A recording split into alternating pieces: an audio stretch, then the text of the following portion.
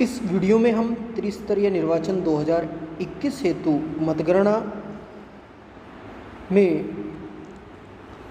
लगे मतगणना सहायक प्रथम, द्वितीय और तृतीय के काम को जानेंगे कि उनके क्या वर्क होते हैं, क्या काम उनका होता है। उससे पहले थोड़ा सा हम ये समझ लेते हैं कि मतगणना और परिणाम की घोषणा का कार्य निर्वाचन प्रक्रिया का अंतिम चरण होता है।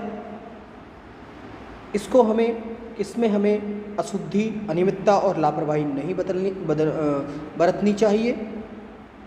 मतगणना के कार्य को अत्यंत व्यवस्थित, विधिवत, शांतिपूर्ण और सुचारू रूप से संपादित करना चाहिए। इसमें हम समझ लेते हैं कि प्रथम मतगणना सहायक प्रथम, द्वितीय और तृतीय के क्या कार्य हैं, इनको हम समझ लेते हैं। सबसे पहले जो मतगणना हमारी होनी है उसको समझ लेते हैं। यह मतगणना हमारी 2 मई को होनी है। इसमें जो हमारी टीम बनी है, जो पार्टी बनी है, उसमें 4 सदस्य हैं। पर्यवेक्षक, मतगणना सहायक प्रथम, द्वितीय और तृतीय। सभी को 7 बजे रिपोर्टिंग करनी है, वहाँ पहुँचना है। जिस भी ब्लॉक में हमारी ड्यूटी आई है वहाँ हमें 7 बजे पहुँचना है और 8 बजे तक यह मतगणना का प्रातः 8 बजे से मतगणना का कार्य प्रारंभ हो जाना है। हमें वहाँ अपनी ड्यूटी लेके हमें वहीं पता चल जाएगा कि किस कक्ष में हमारी ड्यूटी है और कौन से टेबल पर हमारी ड्यूटी है, ये हम समझ लेंगे। चाय, नाश्ता ये सब हमें घर से ही वहीं मिलेगा, घर से नहीं ले जाना है। अब हम बात करते हैं कि क्या हमारे कार्य हैं प्रथम, द्वितीय और तृतीय के। जैसा कि आप जान रहे हैं कि मतगणना कक्ष या हाल में किसी मतदेय स्थल पर प्रयुक्त मतपेटियां स्ट्रांग रूप से एक साथ लाई जाएंगी। जितनी भी उस मतदेय स्थल पर पेटियां यूज़ हुई होंगी वो एक साथ लाई जाएंगी। एक मतगणना कक्ष में एक साथ 3 टेबल कार्य करेंगी, यानी कि प्रत्येक टेबल पर 4 व्यक्ति हैं तो उस रूम में 12 मतगणना कर्मी कार्य करेंगे। इसमें जो एक बूथ से संबंधित पेटियां आती हैं तो पहली टेबल पर उन पेटियों को एक साथ खाली किया जाएगा। खाली किए जाने के बाद मतदान सहायक प्रथम, मतगणना सहायक प्रथम, द्वितीय और तृतीय के द्वारा वो जो हमारे सभी 9 के 9 3 टेबलों पर कार्य करेंगे, उन्हें क्या करना है, एक ही बूथ की समस्त पेटियां एक साथ खोली जाएंगी और उनके पदवार छांट लिए जाएंगे। यानी कि ये छांटने का कार्य मतगणना सहायक प्रथम, द्वितीय और तृतीय करेंगे। किसको? जो वह बैलेट है। वार्ड मेंबर के अलग छांटने हैं, प्रधान के अलग छांटने हैं, क्षेत्र पंचायत के अलग छांटने हैं और जिला पंचायत के अलग छांटने हैं। ग्राम, आपने देखा होगा वार्ड मेंबर का सफ़ेद है, ग्राम पंचायत जो प्रधान का है वह हरा है और जो क्षेत्र पंचायत है वह नीला है और जिला पंचायत का गुलाबी है। उनको अलग अलग छांट के 50-50 की गड्डियाँ बनानी है। तो यह छांटने का कार्य, जो पेटी से निकले हैं सारे मतपत्र, कोई भी मतपत्र पेटी में ना रहा हो इस बात को ध्यान करना है, ये पर्यवेक्षक का कार्य है। उसके बाद कोई नीचे ना गिरा है, नीचे गिरा है तो उसको ऊपर रखना है और उनकी हमें गड्डियाँ बनानी है, 50-50 की गड्डियाँ बनानी है। और गड्डियाँ जो है मतदान सहायक प्रथम, द्वितीय और तृतीय का कार्य है, तो गड्डियाँ बनाएंगे। यदि किसी गड्डी में 50 से कम मतपत्र रहते हैं तो उसके ऊपर वो लिख देंगे कि इसमें 50 से कम मतपत्र हैं। तो ये आप समझ गए होंगे प्रथम, द्वितीय के क्या कार्य हैं। इसके बाद भी मतदान सहायक प्रथम, द्वितीय और तृतीय के कार्य रह जाते हैं। यानी कि वह गड्डियाँ लेकर कहाँ जाएंगे? अपनी अपनी टेबल पर। पहली टेबल पे प्रधान और वार्ड मेंबर के, दूसरी टेबल पर क्षेत्र पंचायत और तीसरी टेबल पर जिला पंचायत की गड्डियाँ पहुँच जाएंगी। अब अपनी अपनी टेबल पर वो पहुँच गए हैं एक मतदान स्थल की काउंट छांटने के बाद।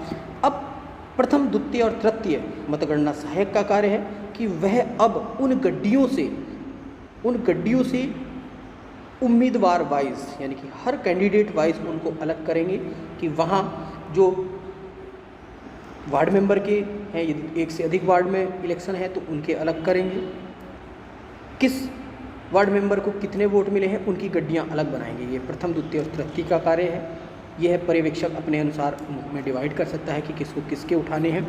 तो ये आप समझ रहे होंगे कि वहाँ उनको अलग अलग छांटने के बाद उनकी उम्मीदवार के अनुसार उनकी गड्डियाँ बनानी है कि प्रधान के 5 उम्मीदवार लड़ रहे थे या 2 उम्मीदवार लड़ रहे थे, तो इसके इतने हैं, यानी कि अनाज ओसाता किसान के इतने हैं, कन्नी के इतने हैं, कैरम के इतने हैं, उनकी गड्डियाँ बना दी जाएंगी और उनको रख दिया जाएगा।